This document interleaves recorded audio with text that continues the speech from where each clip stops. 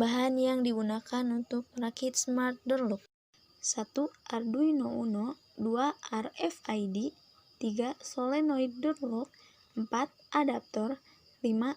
modul relay, 6. breadboard, 7. kabel jumper, 8. kabel jack power. Pin SDI RFID disambungkan ke pin min 10 Arduino. Pin SDI RFID disambungkan ke pin 13 Arduino.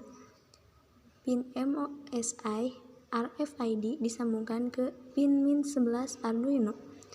Pin MISO RFID disambungkan ke pin 12 Arduino. Pin GND RFID disambungkan ke pin GND Arduino. Pin RST RFID disambungkan ke pin min 9 Arduino.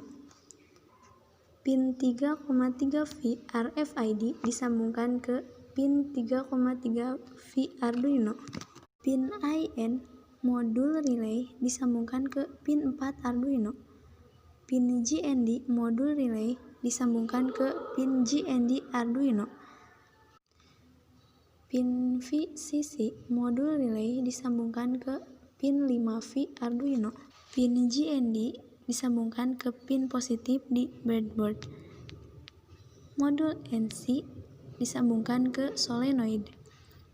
Modul COM disambungkan ke kabel adaptor.